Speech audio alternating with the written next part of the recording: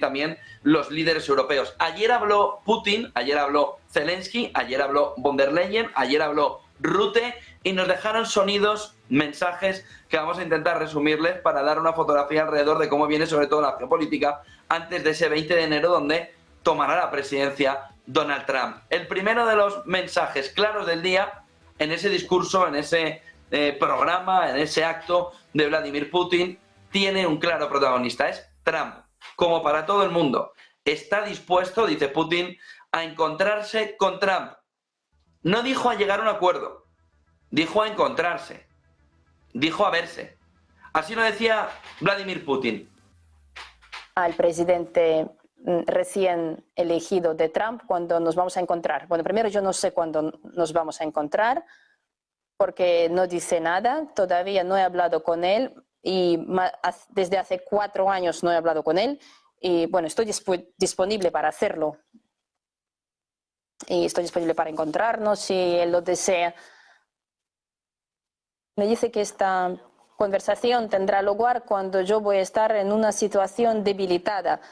Bueno, estimado señor, ¿por qué digo estimado? Porque a pesar de todo lo que, todos los controles y todos los impedimentos que nos hacéis a nuestra prensa, nosotros les dejamos operar y trabajar en nuestro país. A vuestros, los que os están pagando desde Estados Unidos, les gustaría ver que a Rusia debilitada. Pero yo tengo otro punto de vista. Yo creo que Rusia llegó a ser mucho más fuerte en estos últimos 3 años. ¿Por qué? Porque llegamos a ser un país soberano de verdad. Dependemos muy poco de los demás. Podemos estar muy fuertes con nuestra propia economía. Ya he comentado sus ritmos de crecimiento. Estamos fortaleciendo nuestro sector de defensa militar, preparación militar de nuestras Fuerzas Armadas. Hoy en día está en su estado más alto, en su rango más alto a nivel internacional. Y nuestra industria militar también está creciendo.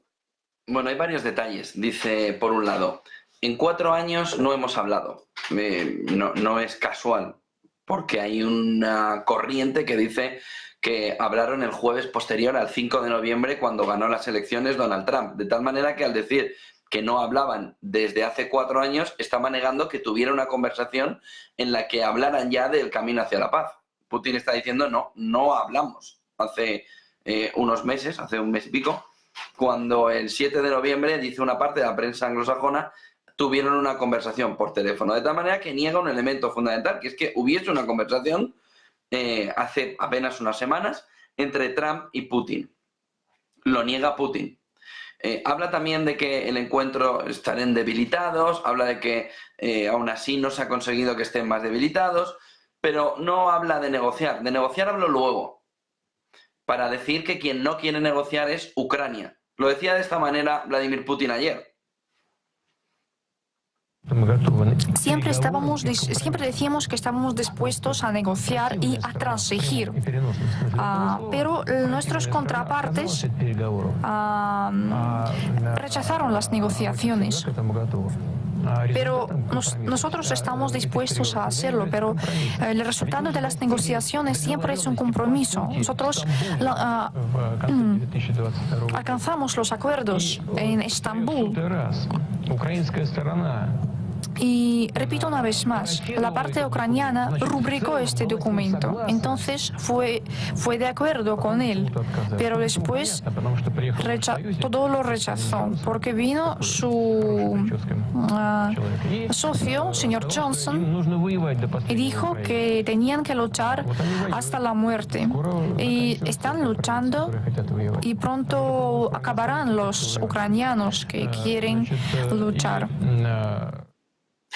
8:17 de la mañana, todo va alrededor de Trump. Aún así, en estas declaraciones que han escuchado, hablaba del pasado. No quisieron No quieren, sino no quisieron, ¿no? Zelensky hablaba también de Trump y cuando le preguntaban alrededor de si puede Europa sin apoyo de Estados Unidos, cómo se necesita el apoyo de Estados Unidos, decía Zelensky, se lo voy a pedir y se lo voy a pedir en la Casa Blanca, es decir, pasado el 20 de enero. Escuchan a Zelensky. In the United States and Europe, it's very difficult to support Ukraine without American help. And that's what we will discuss with the President Trump when he will be in the White House. Thank you. El otro punto fundamental estaba alrededor de, y es un mensaje continuo desde hace más de 2 años y medio, ¿es Ucrania el punto final de las aspiraciones de Putin o Putin quiere ir más lejos de Ucrania y quiere ir a Europa? Y no solo a Europa a través de Ucrania, sino entrar todavía más en Europa. Zelensky no tiene ninguna duda, escúchenle. Putin is dangerous, and it's total understanding that he will not stop in Ukraine. It's not, it's not some, European narratives or something like this. No, he will not stop. That effect. Because for him, yes, he needs very much to show success for his society, though he will do. And that's why I can't share some details until the decisions will be made. And again, common decisions, United States and EU. It's very, very important. EU, I mean Europe, because of course UK, of course, the part of this. Antes de entrar en el modelo de paz, del que también habló Zelensky ayer y también habló de esa posición Rute, llama la atención lo que les decía antes. A partir del 1 de enero dejará de transitar el gas ruso a través del oleoducto ucraniano y, por tanto, 1/3 del gas ruso que todavía llega a Europa se paralizará. Zelensky decía de esta manera que no va a permitir el paso del gas ruso. Dice que es cambiar sangre de ucranianos por comprar algo barato de Rusia. Escúchame.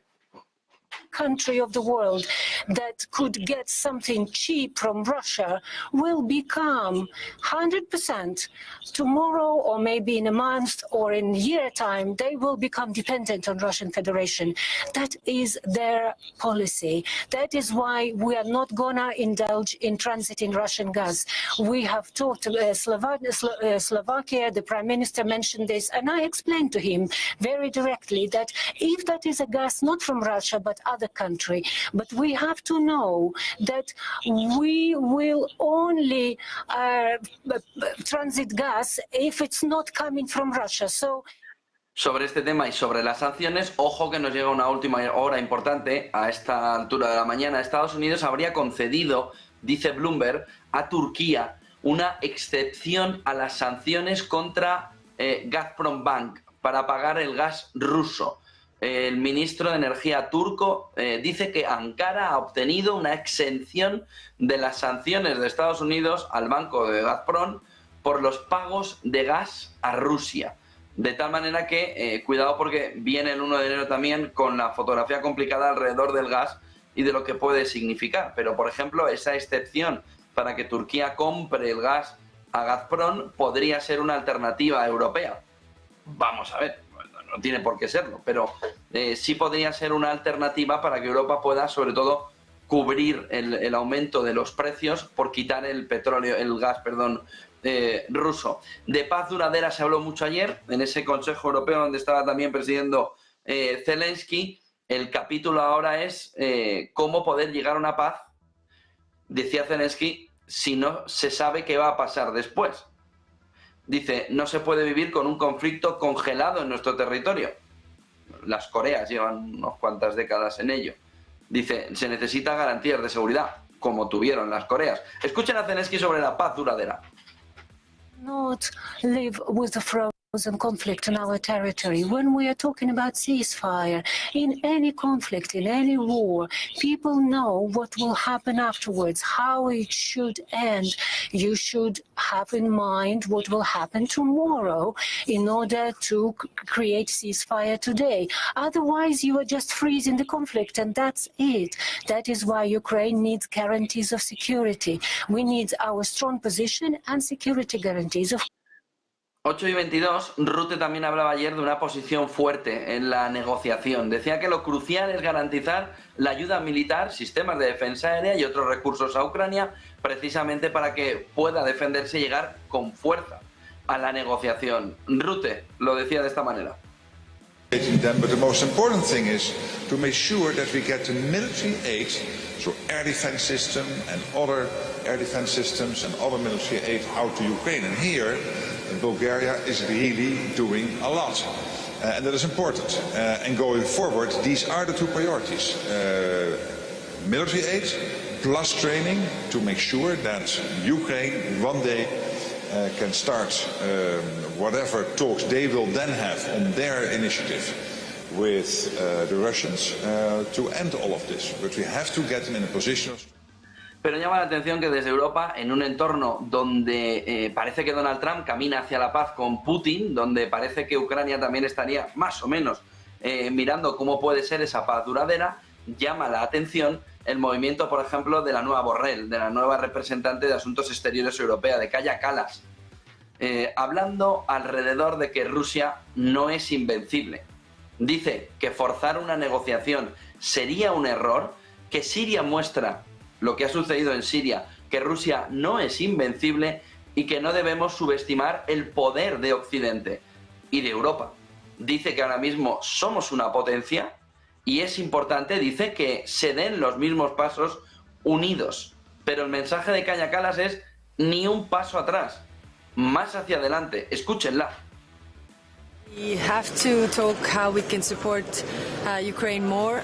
Zelensky's meetings here are also about how we can provide more support to Ukraine. Any push for negotiations too soon will actually be a bad deal for Ukraine. All the other actors in the world are carefully watching how we act in this case, and therefore we really need to be strong. Syria shows us that Russia is not invincible, and we shouldn't underestimate our own power. Then the second topic is very wide. It's Europe in the world, and there I think it's important to understand that we are a great power, and if we want to be a geopolitical power, we need to act in a united way. Then we are strong. Then we are also serious on the world stage. Han escuchado ahí la posición de Kaja Kallas, de la nueva representante de Exteriores del entorno europeo. Scholz hablaba también, el primer ministro, el canciller alemán, sobre la necesidad de más defensa aérea a Ucrania. Dice que la guerra ha durado muchísimo tiempo, que ha costado innumerables vidas, pero que el apoyo debe ser permanente a Ucrania. Escuchen a Scholz. Krieg dauert jetzt schon sehr, sehr lange. Hat unzählige Menschenleben gekostet. Und deshalb ist es jetzt ganz wichtig, dass ein paar Dinge miteinander klar sind. Das Erste ist, wir müssen die Unterstützung für die Ukraine dauerhaft absichern. Es muss klar sein, dass wir bereit sind, so lange die Unterstützung zu ermöglichen, wie sie gebraucht wird. Und deshalb habe ich sowohl gestern als die Gelegenheit genutzt und werde das auch heute noch einmal tun, dafür zu werben, dass auch alle noch einmal gucken, was sie zusätzlich machen können zur Luftverteidigung, zur Flugabwehr, zur Frage Artillerie, zur Frage Munition, all das, was notwendig ist, damit die Ukraine ihre Unabhängigkeit und Souveränität verteidigen kann. Solo nos queda una declaración más alrededor de la postura europea, todos a favor de más apoyo, más apoyo, más apoyo, unos para llegar a la mesa de negociación de Ucrania con todos los argumentos posibles a favor de Ucrania, otros para continuar en la pelea, en la batalla, para no dejarle ni un centímetro, para no dejarle paso a Putin. Von der Leyen diciendo que este año va a ser decisivo y tanto como que llega Trump. Escúchenla. Going to be a decisive year. It will be 3 years since the start of Russia's invasion. Putin is redoubling efforts to make gains, so bolstering Ukraine right now is both a moral and a strategic imperative for us. The world is watching how we sustain our support to Ukraine, and just like the brave Ukrainian resistance, we will be steadfast. So we need to make sure that Ukraine prevails. And as you said, we have to put Ukraine in a position of strength. Looking back, Europe has so far provided Ukraine with almost 130 billion euros. We have secured economic and financial stability until the end of 2025. That's good news. And with the Ukraine facility and our G7 loan, we're even covering most of Ukraine's financing gap for 2025. Dejamos a un lado esa fotografía alrededor de ese discurso de Putin y de todas las declaraciones también europeas alrededor de la posición, y de Zelensky, de Ucrania. Entrando en economía, llama la atención que Orbán ayer estuviera planteando más lo económico que lo que está sucediendo alrededor de la guerra. Luego veremos aún así que ha pedido parar el movimiento de sanciones hasta que llegue Donald Trump, pero hablaba de competitividad. Insistía Víctor Orbán que seguimos perdiendo en Europa competitividad, que seguimos quedándonos atrás y que mientras las demás potencias tienen estrategias de crecimiento, seguimos en la burocracia, la burocracia, la burocracia y la burocracia. Volvió a ser muy duro Víctor Orbán con el entorno europeo y cómo estamos actuando aquí en Europa. Las cifras económicas nos muestran que Europa pierde competitividad y que estamos quedándonos retrasados en comparación con nuestros principales competidores. Y mientras tanto, las demás potencias mundiales tienen estrategias, algunos quieren recuperarse y volver a ser grandes y otros quieren ser más grandes de lo que ya son. Así que, bueno, una de dos. Puedes querer tener una presidencia política o una presidencia burocrática. Si es una presidencia burocrática, te limitas a continuar los procedimientos en marcha y seguir trabajando. Pero si es una decisión política, tomas decisiones.